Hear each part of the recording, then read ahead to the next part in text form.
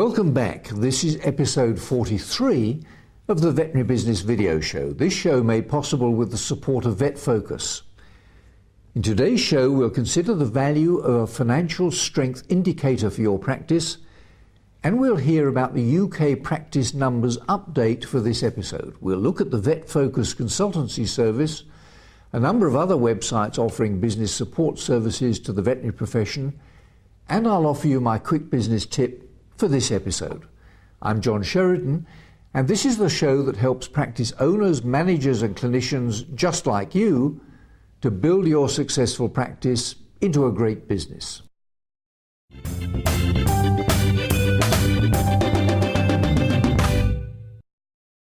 Management guru Tom Peters had plenty to say about business profit and suggested, first, that the ability of a business to cut costs is limited, but that the ability to increase revenue is unlimited.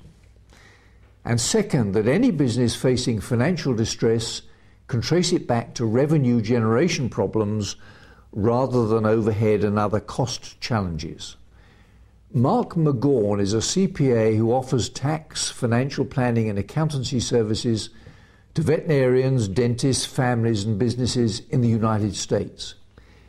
He suggests that profit in a veterinary practice can be defined either as economic profit, linked to the wealth generated by an investor in the business, or as an accounting profit, which is the difference between the revenue generated by the practice and all the costs involved in providing the products and services sold.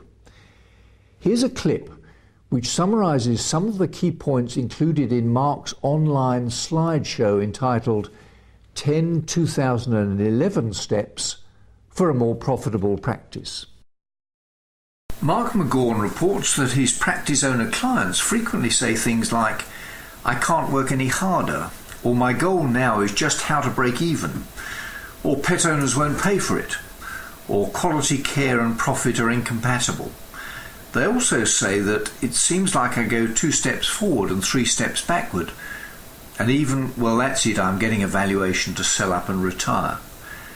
Mark suggests that knee-jerk responses to financial difficulties in practice include reducing cash outlay, putting capital expenditure on hold, reducing or even laying off staff members, and even wage reductions across the board. One of his suggestions I found most interesting was the suggestion of a financial strength index comprising these 4 measures: measures of profit, of liquidity, of debt financing, often defined as a measure of gearing, and the age and condition of the practice facility. So practices with high profit margins, lots of cash, little debt and new facilities are in the best financial condition and have a high FSI, whilst practices suffering losses with little cash, lots of debt and old facilities